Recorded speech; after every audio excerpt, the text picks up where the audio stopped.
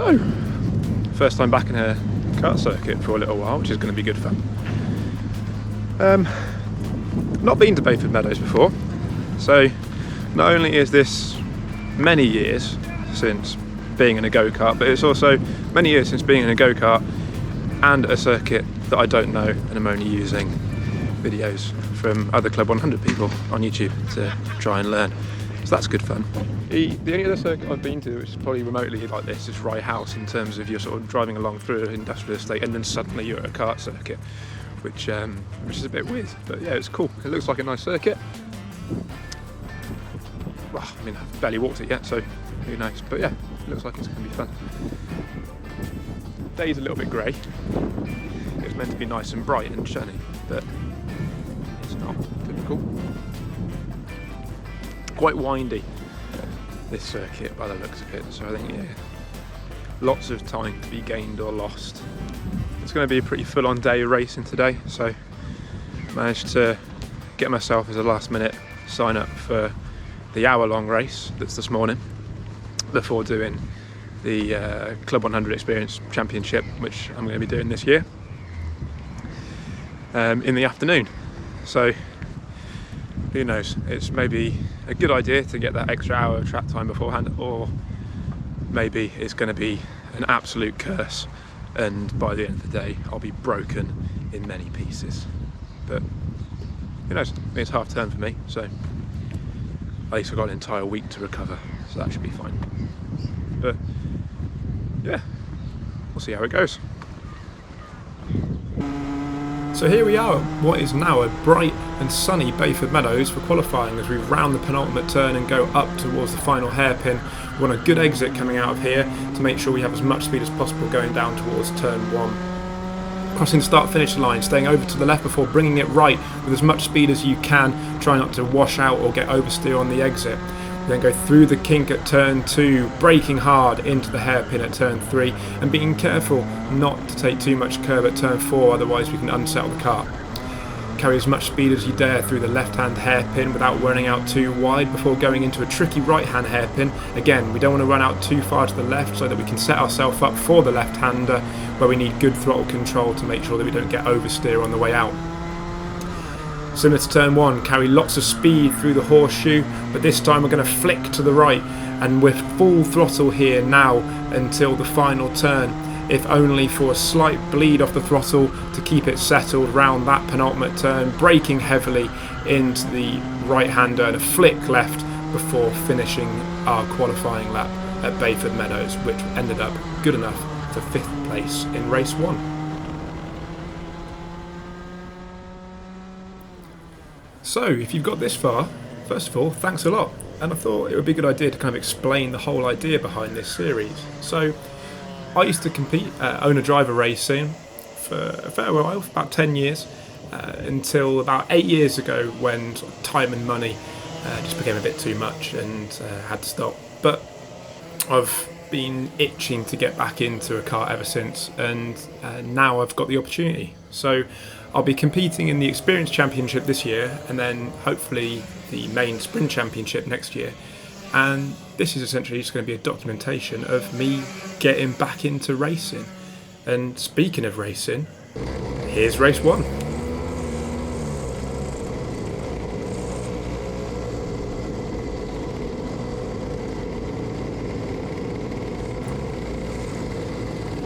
And here we are, P5 on the grid for race 1, coming up to the start-finish line. A little bit of a tap, the guy in front, but I think that actually slowed me down a little bit, coming down into turn 1. And just in general, I think I need to up my assertiveness as someone's glove goes flying there.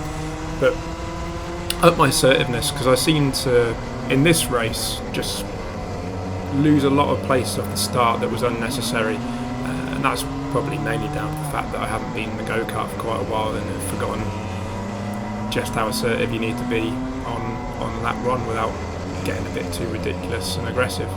But anyway, I kind of felt during this race that, especially out of that last left-hander, we're just lacking a little bit in terms of power. Now that's not an excuse for what is really some bang average driving, but it definitely didn't help, and I think I started concentrating on that a little bit too much rather than trying to keep my eyes forward. So lost a couple of places by the end of lap 1, and you can see the gaps already starting to appear to the drivers in front, which is probably putting me a little bit on the defensive as well, which isn't normally how I'd like to drive. I like to try and keep my eyes forward and keep moving forwards even if I'm being kept honest by someone behind.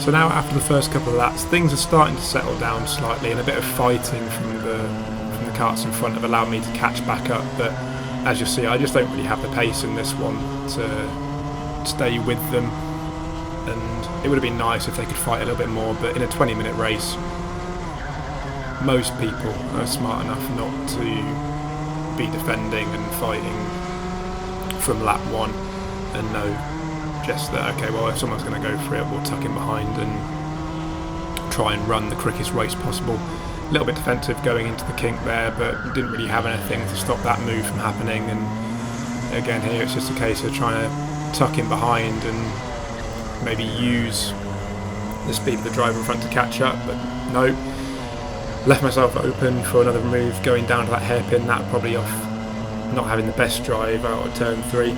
And you can see here out of that turn I just didn't either have as good throttle control as I did during quali. Maybe I was starting to overdrive even by this point, but couldn't really stay with. And at this point already it's kind of become a damage limitation race. Having started P5 I would have kind of hoped to keep it and if not move forward, but we've already dropped 3-4 places off the start. And you can see that the gap is just growing bigger and bigger each lap, and it's only going to be a matter of time until someone else is in a position to throw it down the inside.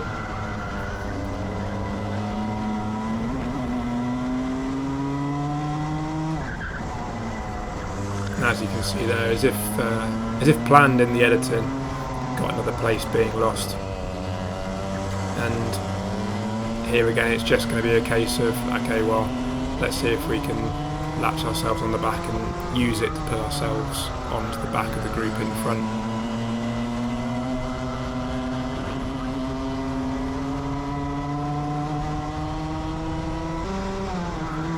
So we skip forward a few more laps now, and again there's going to be another position lost here, and it's not going to be the last, unfortunately, in this race.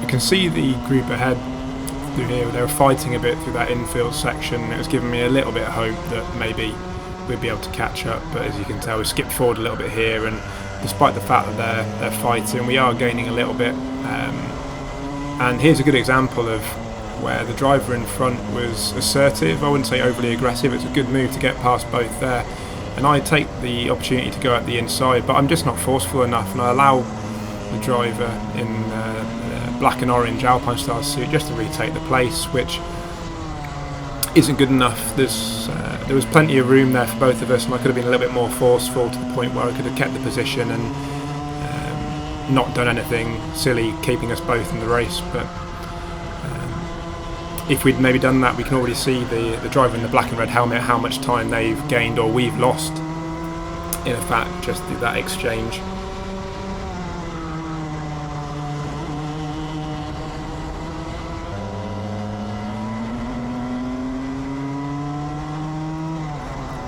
Now, coming up here, as we go around the left-hand hairpin, I get completely ambushed. I really wasn't expecting it. It was a fantastic move here by the driver behind, and it's something I tried to learn from for race 2.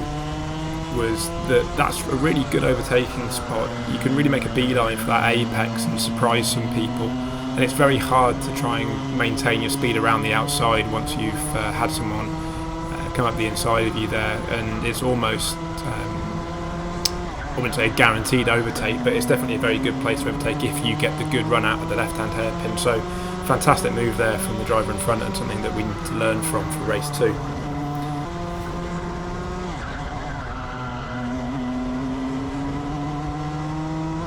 And as we come on to the final lap here, we're going to play this one through in its entirety. We can see the two drivers in front, they're starting to get a little bit frisky with each other, and that's going to allow me to try and get up onto the back of them, and maybe there's a chance to salvage one place. At this point we've dropped back to 12th from 5th, and one place forward would be better than nothing at all. So we tried to use the same move going into this corner. I said we learned from earlier, try to throw it down the inside, and we kind of make it stick here, but not a good enough run out of the left-hander. And even though we do try to take away some of the space up the inside, he was already alongside there, and rather than doing anything stupid, taking us both out, it was just a case of, okay, well, that didn't work, we'll learn from next time, see what we can do, and tuck back into 12th position. No point going for a silly lunge into this last corner, just bring it home, damage limitation, and see what we can do in the next one.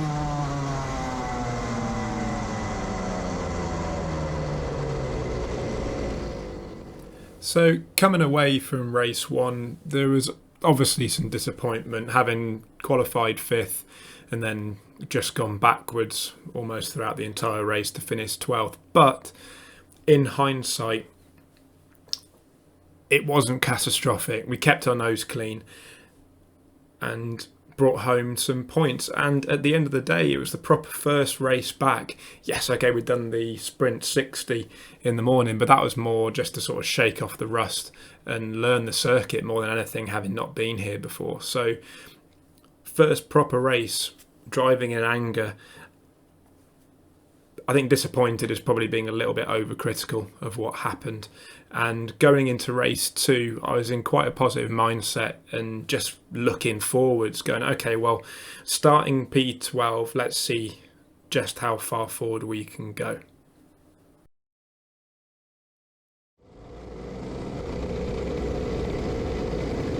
So, starting on the other side of the grid for race 2, having finished P12 in the one before.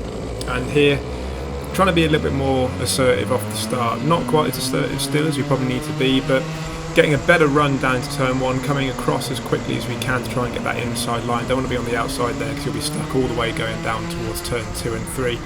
And here we got one of our competitors really throwing it down the inside. A really good move there to get past both. A little bit of tag from the back there, unsetting the car, but coming across to try and defend that move. Couldn't quite, they got their nose back at the inside, so we ended up having to give in up the inside. Couldn't carry as much speed as we wanted to through that corner, and it allowed the chap in the orange helmet that we'd got past to come back through. But we get a better run through the left-hander, get up the inside, and managed to secure that position. So we've lost 1, but we've gained 1, maybe 2 off the start. Now coming around here, the full throttle section, you can see the driver in the white helmet. He starts having a problem. So we get a free position there, and we've got another position back. So we are going forwards in this race, and this kart definitely felt better than the one we had in race 1. A little bit better off the corners, and just had a lot more confidence in it straight off. Carrying a good amount of speed, and I felt quick coming out of turn 1. Now we skip forward a lap or 2 here, and we can see the gaps increase, so it's really time to get a move on now. Getting up behind driver in the black and red helmet and putting it down the inside, much more assertive, getting the elbows out and taking that position. And then from this point onwards, it was just a case of head down, let's see if we can eat into that gap that's been developed to the group in front.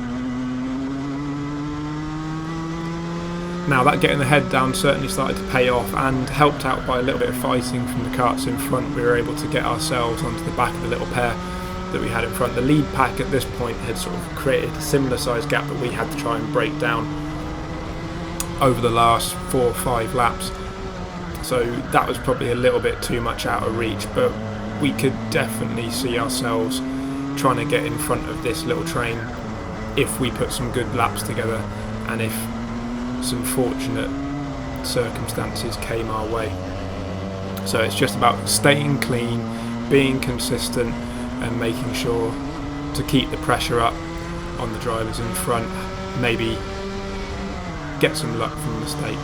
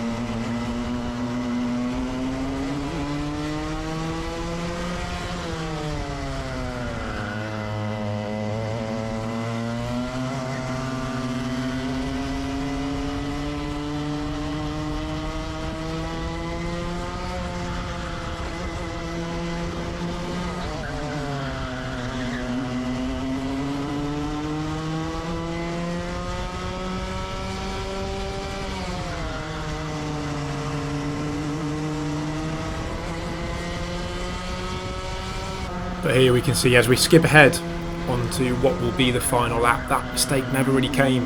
A bit too consistent. Occasionally there would be a mistake, but then it would be followed up by one of my own.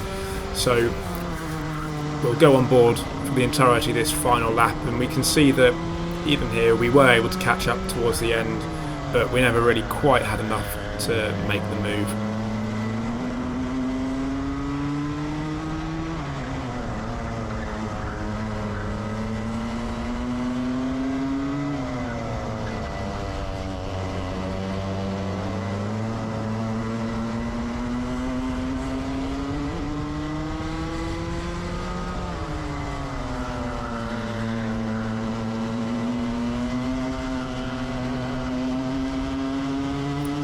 See there, taking that little bit of curb, unsettled the car and allowed us to get towards the back. So it will be a close finish, finishing P8 on the road, and we ended up P9 overall for the day. Maybe if we'd had a better race one, could have been a little bit higher up in that top 10, but considering that was the first weekend back, got to be pretty happy, and really looking forward now to July 18th where we go to Wilton Mill.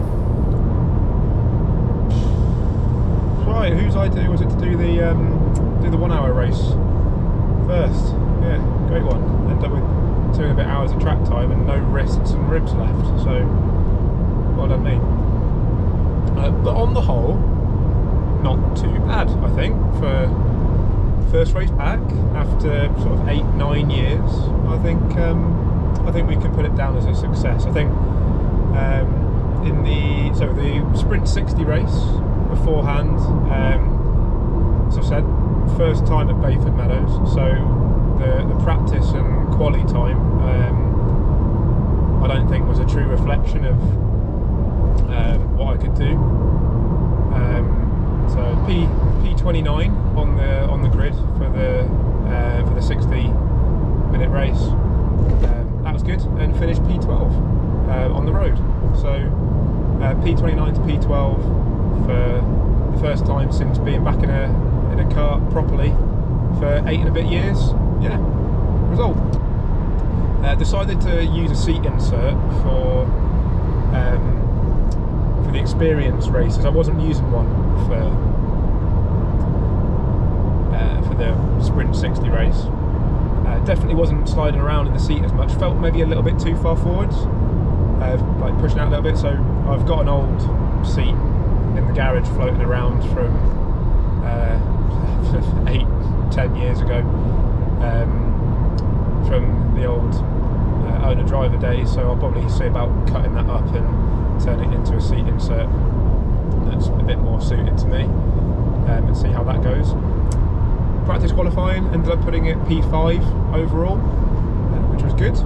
Race 1, not the outcome that I was really hoping for. I don't feel the kart was quite as good as the one that I had for practice quali. It didn't seem to be quite as pokey coming out the corners, but at the end of the day, it was probably me. I just don't think I drove particularly well in that first race. It just went backwards, finished P12, which was disappointing, but could have been worse. So that meant P12 started on the grid for the second race. Was able to be a bit more aggressive off the start, which was good. Lucked out a little bit with driver in front.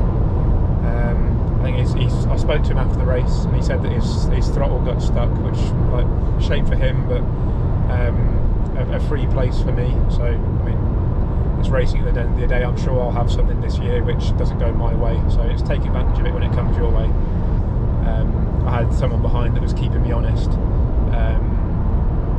but managed to sort of catch up onto the back until the very end. I didn't quite have enough pace to ever get a real opportunity to throw it inside, and the last thing I was wanting to do was do just a cosmic lunge down into one of the corners and take us both out and just ruin what was, up to that point, a pretty good day. So I think general debrief, yeah, pretty good first time back in a kart. Goal that was set for myself, I wanted to get top 15 going into it, and finish P9 overall, P8 on the road at the end of race 2, and it's just a bit of a shame that the first race I didn't get the result I maybe would have wanted. So plenty of stuff to work on for next time, but plenty of positives to take as well, so good. Next one at Wilton Mill, a track done plenty of racing round for owner-driver many years ago. It's been about 10 years since being at Wilton in the dry. Obviously did the test day a couple of weeks ago, but that was wet, and I think probably learned a lot more from it being wet than it being dry, but it would have been nice to go around in the dry a little bit. But hopefully it'll be nice and dry for not a couple of weeks time, for July, definitely not a couple of weeks time. So yeah, month break, 2 months break, and then Wilton Mill, so that'll be good fun. But yeah, positive first outing, back out.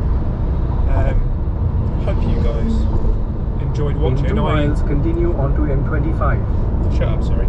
Hope you guys enjoyed watching. I definitely enjoyed making it again, and being back in a car, and that's the main thing. Just go out, have fun, and make the best of it. Hopefully get a podium at some point this year. Yeah, until next time, have a good one.